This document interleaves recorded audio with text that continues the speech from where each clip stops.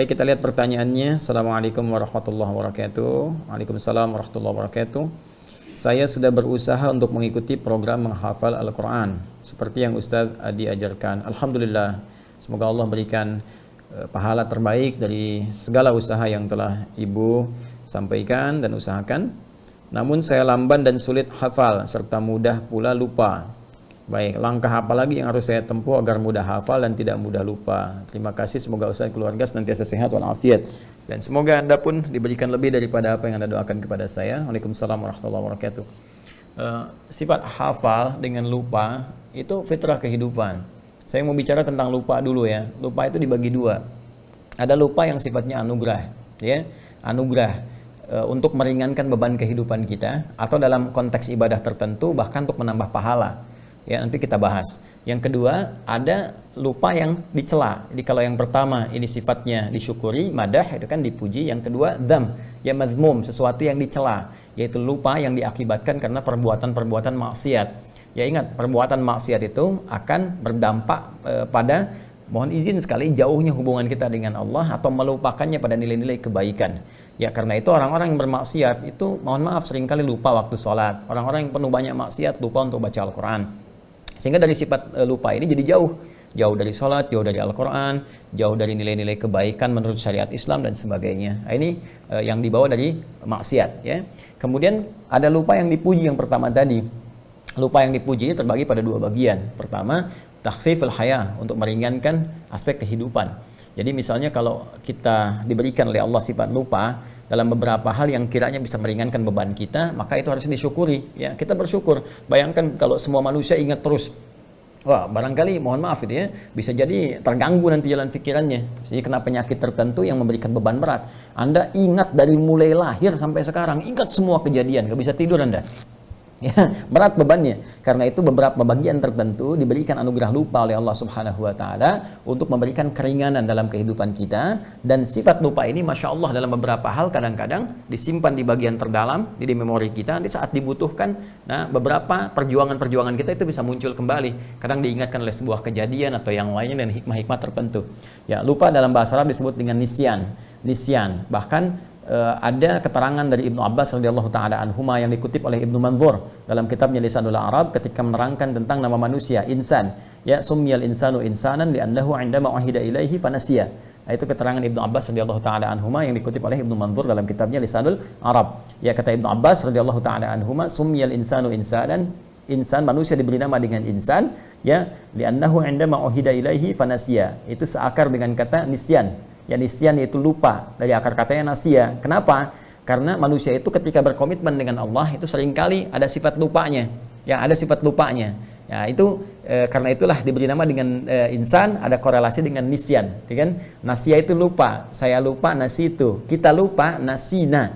Maka dalam konteks kehidupan kita berdoa, Rabbana la tu'akhidna in nasina au akhtana. Ini jenis lupa yang pertama. Ya Allah, jangan biarkan kami ya Allah ketika kami lupa itu kami berbuat salah gitu. Dengan lupa kami salah. Nah, itu konteks yang tadi saya sampaikan dalam keterangan saya yang pertama. Ada lupa yang cenderung mengarah kepada maksiat. Ada lupa yang sifatnya anugerah yang tadi saya sampaikan, ya, untuk meringankan beban kehidupan. Atau yang kedua, menambah nilai pahala dalam konteks ibadah tertentu. Contohnya apa? Al-Quran. Ya, jadi ada kondisi tertentu yang orang ini nggak maksiat, ikhtiarnya banyak sekali, bahkan dia tahajud juga, dia puasa juga, dia meninggalkan maksiat. Tapi ketika menghafal Quran, kok kayaknya susah gitu. Ya, dalam tanda petik ya, padahal Allah katakan nggak ada yang susah. Tapi qadar Allah ditetapkan oleh Allah bagi orang ini misalnya nggak secepat yang lain.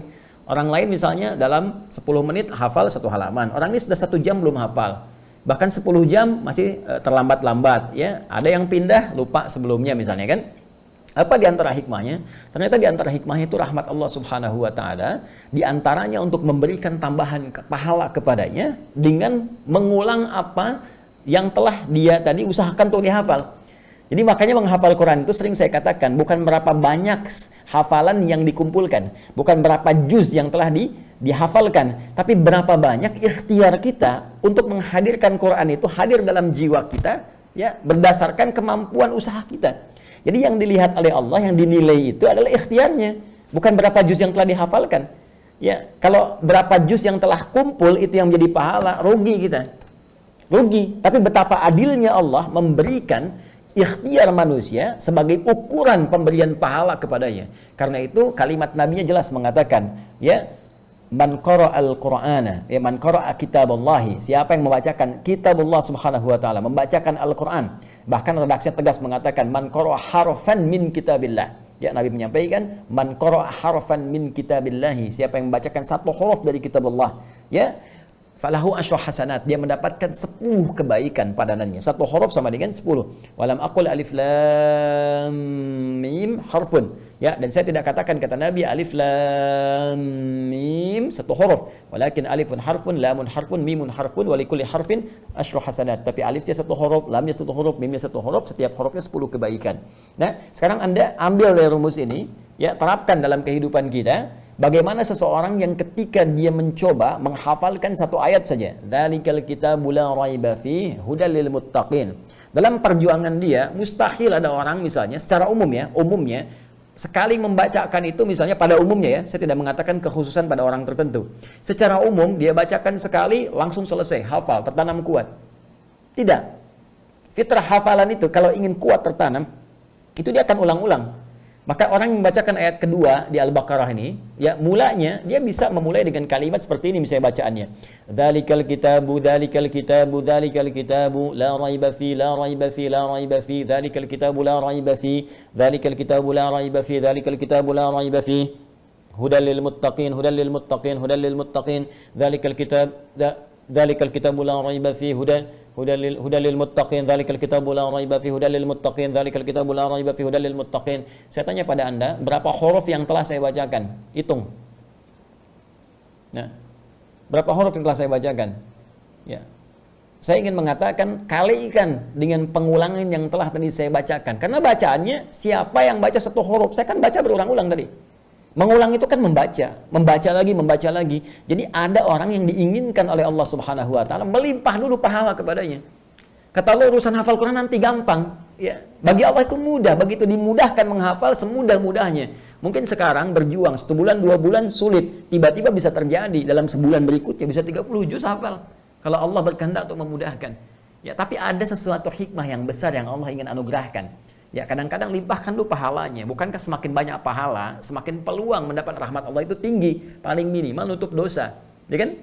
Dosa dengan pahala kan rumusnya seperti itu formulasinya. Pahala yang ada menutup dosa yang telah dikumpulkan dari maksiat. Jadi ketika ada pahala 10, dosanya 9, maka ditutup nih. Pahala tinggal 1 lagi. Jadi kalau berbuat dosa lagi seimbang. Ya, karena itu ada rumus cepat yang cerdas dalam beramal adalah kumpulkan amalan-amalan, kerjakan amalan-amalan yang sekiranya mudah dilakukan tapi pahalanya banyak. Itu rumus ekonomi kan, modal sekecil-kecilnya keuntungan banyak gitu kan. Baca Al-Quran itu diantaranya. Baca Al-Quran diantaranya. Begitu Anda bacakan Al-Fatihah aja. Ya, Al-Fatihah kan 7 ayat. Kalikan berapa huruf?